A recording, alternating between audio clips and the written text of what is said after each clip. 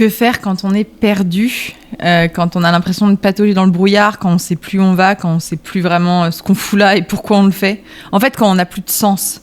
C'est ça pour moi. Être perdu, c'est ne plus avoir de direction claire à suivre. C'est comme si tout ce qui nous avait amené là n'a plus vraiment de valeur et on ne sait plus trop bien pourquoi on fait les choses, si ça a de l'intérêt vraiment. Dans ces moments-là, on a un peu l'impression d'être dans le brouillard. Souvent, de ce que je remarque de mes clientes, en tout cas, c'est qu'elles ont l'impression, c'est ça, d'être comme sur un bateau au milieu de l'océan. Tu vois pas la côte ni à gauche ni à droite, enfin, ni à bâbord ni à tribord, et tu vois rien. T'es dans le brouillard en fait complètement, et tu sais pas où aller parce que tu sais même plus où tu devrais aller en théorie. T'es tellement paumé que tu sais même plus si ça a un intérêt d'aller à droite ou à gauche. T'es complètement paumé en fait. Dans ces cas-là, souvent, ce qui arrive avec, c'est un sentiment très désagréable, de perdre pied complètement. Un sentiment de se laisser un peu tomber dans le vide. On a un peu ce sentiment-là de chute où on est là, le sable se dérobe sous nos pieds et on ne sait plus trop quoi faire, comment faire, où aller, on est perdu. Il peut y avoir aussi de la fatigue. Quand ça fait un moment qu'on essaye de s'en sortir et qu'on sait toujours pas où aller, c'est fatigant en fait, c'est vraiment éreintant. C'est un peu là pour le coup comme marcher dans le désert en se demandant si un jour il y aura un oasis quoi. On peut avoir de l'impatience aussi, de l'impatience que ça n'aille pas aussi vite qu'on voudrait, que vraiment ça commence à être long. Et autant avant on tenait sur l'espoir que ça avance, autant l'espoir s'amenuise de jour en jour et que maintenant on se demande vraiment si on va y arriver et donc c'est désespérant. Et souvent, ce que je remarque quand même, c'est que tous ces moments-là, ils arrivent quand on décide de sortir de la route qu'on s'était tracée, ou bien que la société nous avait tracée. Quand on a passé une vie entière à suivre ce qu'il fallait faire, cocher les bonnes cases de la petite vie parfaite, quand on arrive à sortir de ça, en fait, c'est normal qu'on se sente perdu, parce que pendant des années, on a suivi les pas des autres, un peu comme un sentier tout tracé.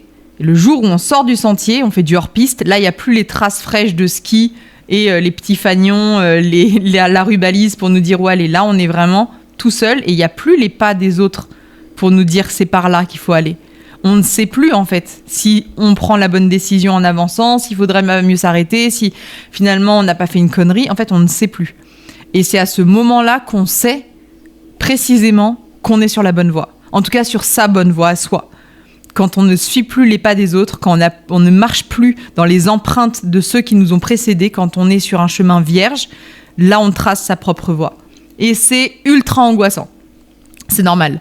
C'est l'équivalent de se balader dans une montagne et de plus avoir de traces de pas. On a suivi des traces de pas pendant longtemps et puis à un moment donné, elles disparaissent et là, on se dit « Merde !» Est-ce que je suis censée aller plus loin ? Est-ce que je suis censée faire demi-tour ? Pourquoi personne n'est jamais passé par là ? Si jamais personne n'est passé par là, est-ce qu'il n'y a pas une raison ? Est-ce que je fais une connerie en avançant, en essayant ? Est-ce que moi, je vais être légitime assez pour y arriver ? Est-ce que je vais réussir, moi, à aller là où personne n'est jamais allé ? Est-ce que je ferais pas mieux de retourner à ce que je connais ? Est-ce que je ferais pas mieux de retourner sur le sentier balisé que tout le monde suit ? Évidemment, c'est des questions qui sont toujours très inquiétantes pour un être humain, parce qu'on a un besoin de se sentir en sécurité et en plus de ça, on aime bien suivre le groupe, le troupeau un peu. C'est normal, ça fait partie de notre nature. Donc dès qu'on commence à en sortir, il y a quelque chose qui nous ramène au groupe et c'est normal.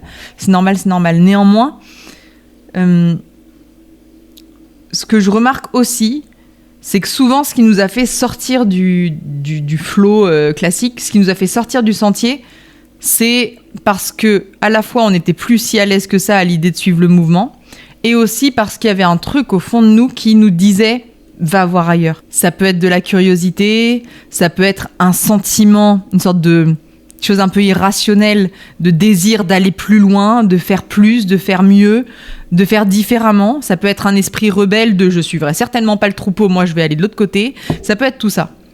En attendant, il y avait une raison qui nous a poussés à sortir du courant. Cette raison-là, elle n'a pas disparu au moment où on a commencé à suivre notre propre chemin. Elle a évidemment pas disparu. Par contre, il est possible que le stress de faire tout ce chemin-là tout seul nous ait un peu omnubilé et a un peu fait taire cette petite force intérieure. Moi, dans ces cas-là, mon job principal, c'est de raviver cette flamme, raviver la raison pour laquelle les personnes ont commencé à suivre leur propre voie, leur rappeler en fait tout simplement ce qui les avait amenés à faire ce choix-là. C'est juste leur rappeler qui elles sont, leur rappeler pourquoi elles en sont arrivées là, leur rappeler que si elles sont sorties du troupeau, c'est parce qu'elles ne voulaient pas être un mouton. Si elles sont sorties du troupeau, c'est peut-être parce que, comme l'histoire du vilain petit canard, c'est qu'en fait, peut-être qu'elles étaient dans un petit troupeau de petits canards et qu'en fait, elles n'étaient pas faites pour ça parce qu'elles, c'était un signe. Parce qu'elles, en fait, elles étaient un beau signe noir. Leur rappeler ça. Que peut-être qu'elles portent en elles une particularité qui fait qu'elles ne sont pas faites pour suivre le troupeau parce qu'elles ont autre chose à amener à la société. Autre chose à offrir au monde. Et que pour être heureuses, pour être bien elles-mêmes, peut-être qu'elles ont une autre voie à suivre. Par contre, je leur rappelle très souvent aussi que suivre sa propre voie, donc avancer sans suivre les traces de personne, avancer, naviguer à vue en fait, tout simplement, dans le brouillard, pas savoir faire un pas devant l'autre, et puis on a tous déjà vécu ça, tous ceux qui conduisent savent ce que ça fait quand on se retrouve à conduire et d'un coup le brouillard tombe et on voit plus qu'à quelques mètres devant soi. Éventuellement, si on a du bol, on voit les phares de la voiture de devant, mais on voit plus rien, on voit à quelques mètres. Bah c'est ça. Suivre sa propre voie, ça fait ça comme sensation. On ne sait pas où on va, on a une vague idée de à peu près par là, on ne sait pas vraiment de quoi le chemin est fait et on découvre le chemin au fur et à mesure qu'on le fait. C'est pas vraiment très rassurant, c'est clair, mais ça, c'est le prix à payer. Et je remarque aussi qu'il y a beaucoup de personnes qui veulent le bénéfice d'être sortis de la route préécrite pour eux, d'avoir tracé leur propre voie, d'avoir innové, d'avoir été la première personne de sa famille qui fait des études supérieures ou bien qui, à l'inverse, arrête ses études pour faire de l'entrepreneuriat, qui va pas passer le bac parce qu'en fait, elle veut faire un CAP parce qu'elle a une idée très concrète de quel métier elle veut, même si sa famille la pousse à faire des études, elle veut des études très concrètes et très courtes. Ça peut être la première personne de sa famille qui fait des enfants jeunes ou bien qui ne fait pas d'enfants, la première personne de sa famille qui quitte sa ville, sa région, son pays. La première personne de sa famille qui ne suit pas le petit schéma familial, ça peut être en termes d'orientation personnelle, de choix de partenaire, de choix de religion, enfin il y a beaucoup de choses qui peuvent nous faire nous sentir à l'écart de notre cercle familial, amical, sociétal, notre classe, les transfuges de classe qui sautent d'une classe à l'autre, enfin il y a beaucoup de choses qui peuvent nous faire nous sentir comme ça. En attendant, ce que je remarque, c'est que quand on n'aime pas être perdu, être un peu désemparé face à ce doute, c'est parce qu'on n'a pas compris que tracer sa voie, ça nécessitait de payer la facture d'abord.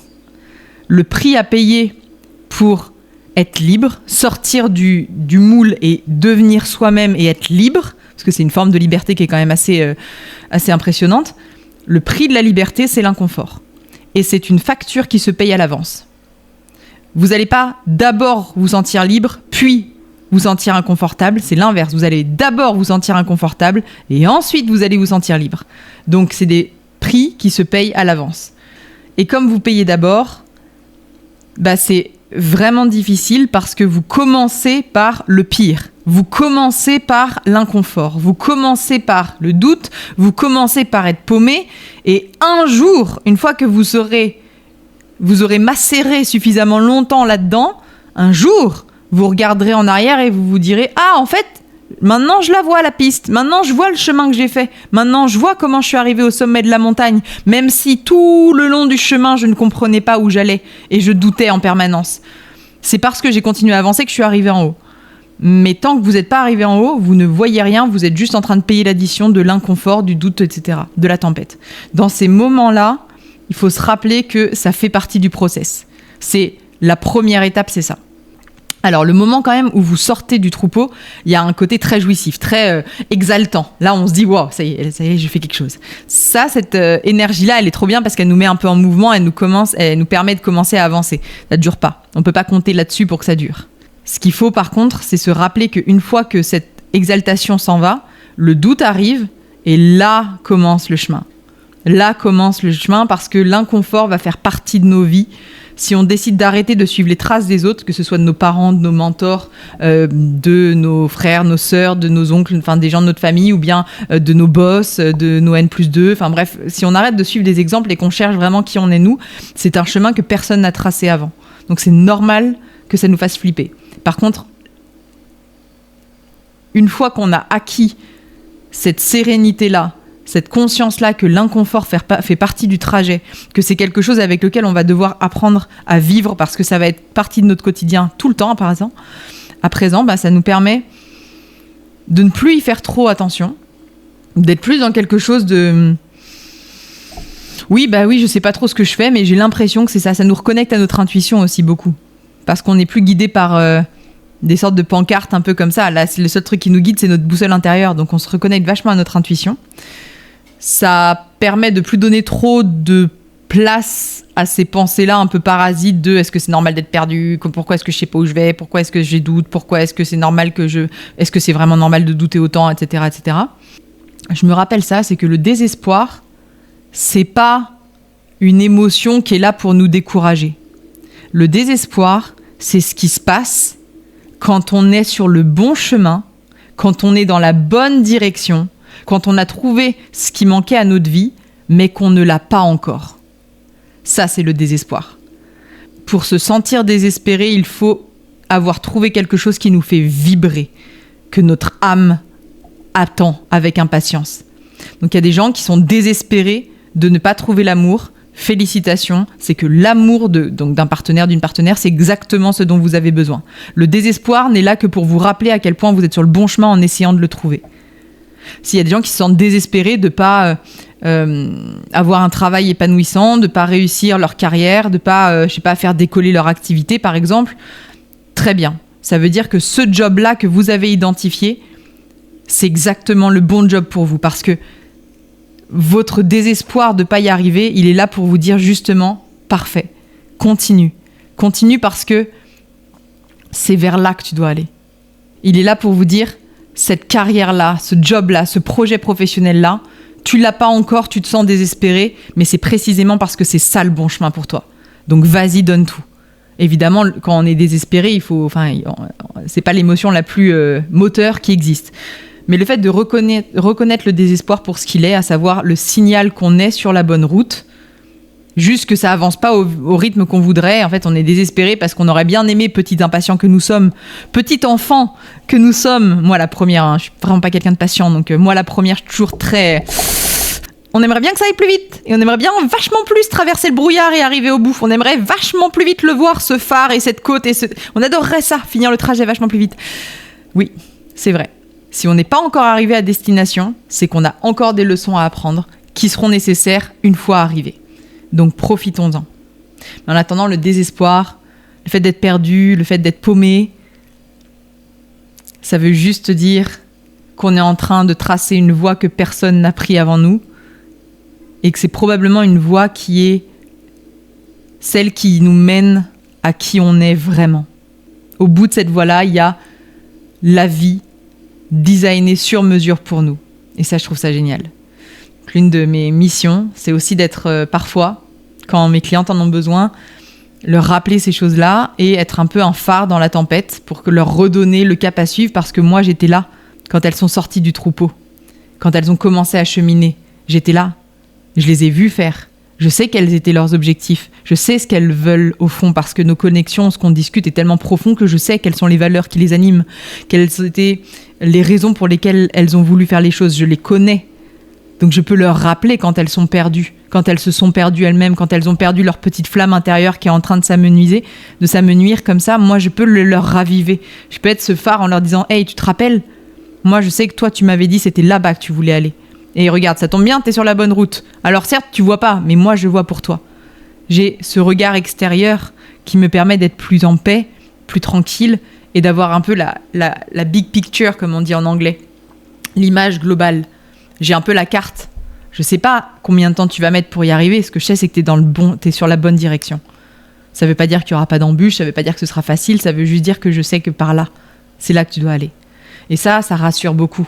En général, c'est ce dont elles ont besoin de se sentir rassurées, qu'elles ne sont pas complètement paumées. Qu'en fait, elles sont sur le bon chemin, c'est juste que c'est pas évident pour elles à ce moment-là de se le rappeler. Et de leur rappeler qu'elles sont toujours exactement au bon endroit. Il n'y a pas de mauvais timing. La vie ne se trompe pas.